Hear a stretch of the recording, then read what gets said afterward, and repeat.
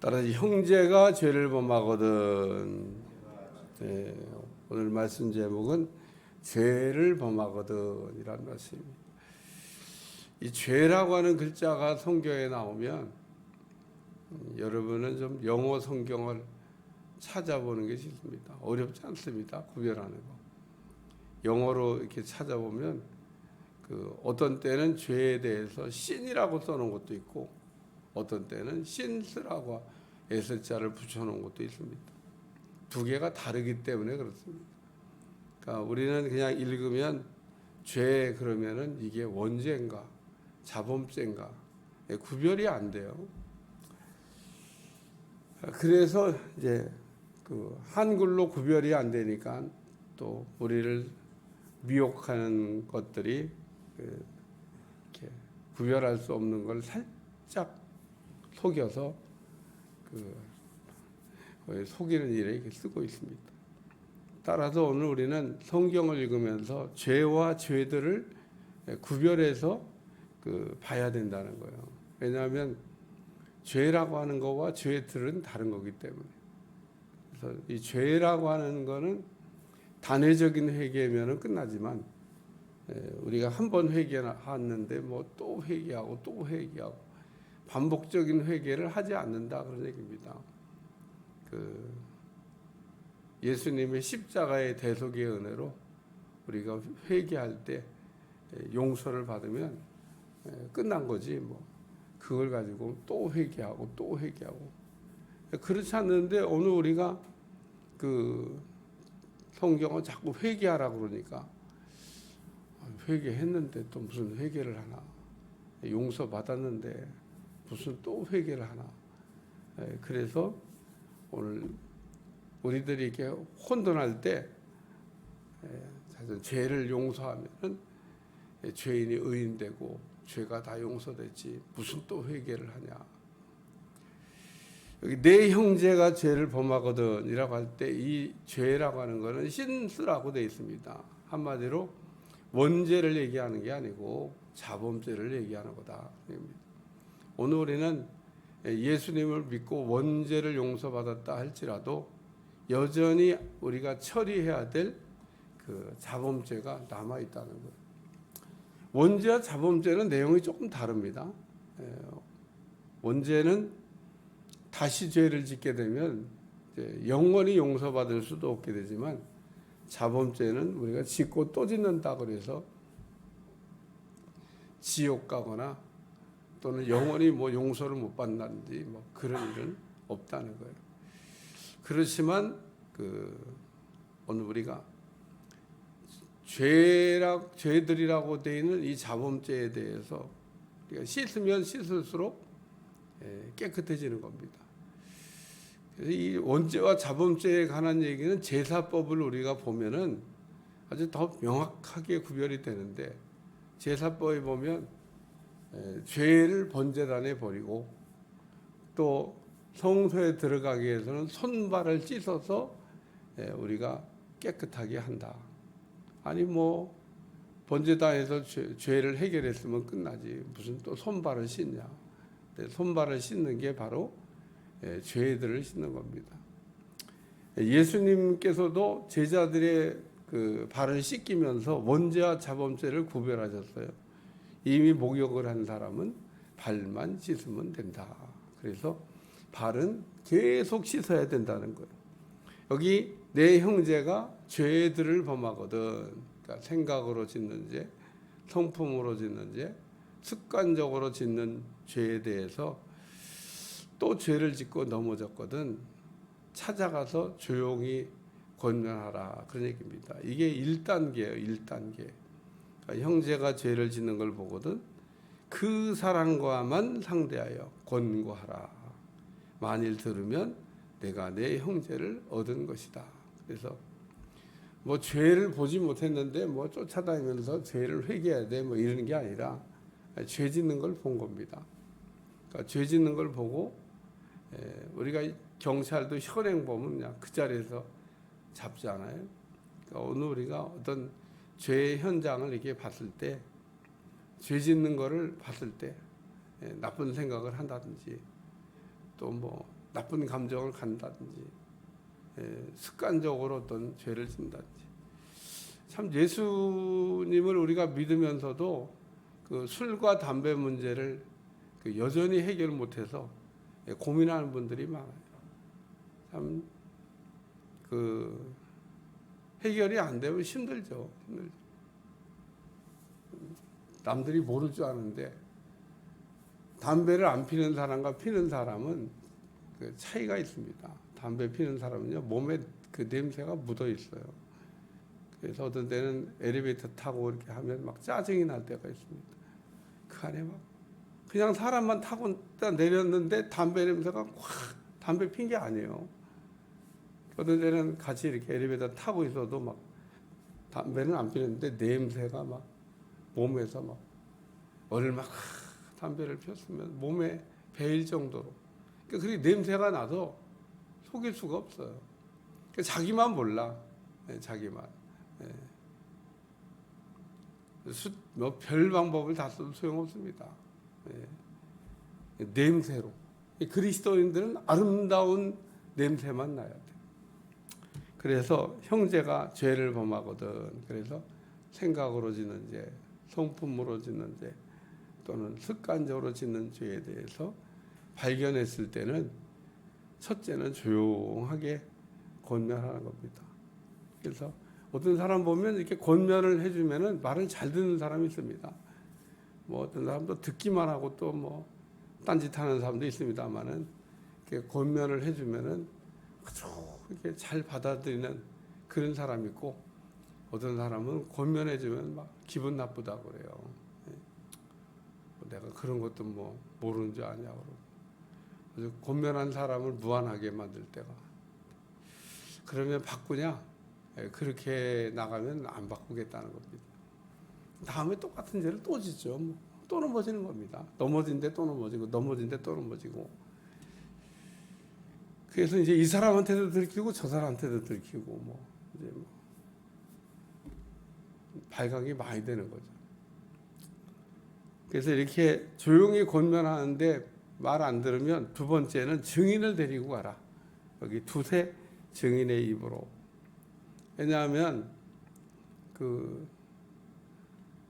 두세 증인이 왜 필요하냐면 사람은 늘 자기 편리한 대로 이야기를 하기 때문에 그렇습니다. 말을 해놓고도 안 했다고 그래요. 그래서 그 거짓말과 진실의 차이는 어디에 있냐면 진실은 100번을 얘기해도 그냥 똑같습니다. 근데 이 거짓말을 한번 하기 시작하면 이게 거짓말에 막. 근데 검사나 이렇게 그런 거를 매일 뭐 직업적으로 하는 사람들은요, 딱 보면 벌써 거짓말을 했다 그러면 이리 물어보고 저리 물어보고 이렇게 돌리고 저렇게 돌리고 결국은 걸립니다. 거짓말이니까. 거짓말은 그러니까 결국은 그게 들통이 나지 거짓말이 진실이 될 수가 없어요. 그러니까 그냥 진실을 얘기하면 아 저건 얘기하다가 조금 틀린 거구나 이렇게 그것도 이해되지만 거짓말은 끝이 없습니다. 그러니까 거짓말을 우리가 해서 거짓말로 이렇게 남을 속일 수 있을 거라고 생각하지만 그런 거를 찾아내는 거를 직업적으로 하고 있는 사람에게는 안 됩니다. 그러니까 근데 사람은 이렇게 이런 걸 자기 방어라고 그래요. 어떤 불리한 상황이 되면 일단 거짓말부터 하고 보는 겁니다. 그리고 했던 얘기도 안 했다 그러고 안 했던 얘기도 했다고 그러고 내가 언제 그런 얘기 했냐고 막 녹음해놔야 돼요. 그러니까 그런 거를 이제 방지하기 위해서 증인을 데리고 가라. 2명이나 3명의 증인을 데리고 가서 그냥 한마디 할 때마다 확증하라는 겁니다. 들었지? 확실히 들었지? 이게 확증하는 거예요. 그럼 옆에 증인들도 다 이제 들었잖아요. 그럼 나중에 가서 이제 딴 말 못하는 거죠.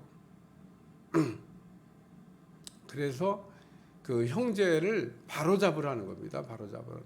왜? 그게 바로 잡혀야 되는 거지. 그게 고치지 않고 되는 일이 아니기 때문에 그렇습니다. 그러니까 제일 좋은 거는 그 좋은 말로 이렇게 조용히 권면할 때 듣는 게 제일 좋고, 그래도 말 안 될 땐 증인을 세우고 권면할 때 듣는 게 그 다음에 좋고, 마지막은 여기 교회의 말하고 교회의 말도 듣지 않거든. 이거는 이제 그 공증하는 것과 같은 겁니다. 교회에서 공개적으로 얘기하라는 겁니다. 죄를 이제 더 이상 숨겨둘 수도 없고, 교회에서 공개적으로 죄를 드러내서 말하고. 왜? 죽이려고 하는 게 아니라 살리려고 하는 겁니다. 그러니까 이게 지금 교회에서 잘못들 이렇게 지적하고 그것을 시정하고 고치라고 얘기를 이렇게 하는 거는 그 사람을 뭐 매장시키려고 하는 행위라고 생각하면 안 돼요. 여기까지도 이게 마지막 기회이긴 하지만 그래도 여기까지도 그 사람을 죽이려고 하는 게 아니라 살리려고 이렇게 기회를 주는 겁니다. 몇 번? 3번. 참 이 성경에 보면 예수님도 가론유다에게 3번의 기회를 주십니다. 이게 지금 3번이잖아요. 그러니까 3번의 기회를 줘서 그 사람을 이렇게 돌이킬 수 있게 하라. 내일 모레 그 이제 다룰 내용인데, 죄를 범하면 몇 번이나 용서할까요? 이제 이런 내용이 또 나옵니다만은, 오늘은 형제가 죄를 범했을 때 적어도 3번은 그 권면을 해야 된다. 교회의 말도 안 들으면 그 다음에는 이방인과 세리같이 여기라. 이방인과 세리같이 여기라는 얘기는 교회의 말을 듣지 않거든 그랬거든요. 그러니까 이 사람이 불신자가 아닙니다. 오늘 이 교회의 권면을 하고 형제가 죄를 범하거든 하고 또 말 안 들으면 뭐 이방인같이 세리같이 여기라고 하는 걸 볼 때 이 사람이 불신자를 지금 권면하는 내용이 아니에요. 여기 형제라고 얘기하잖아요. 형제.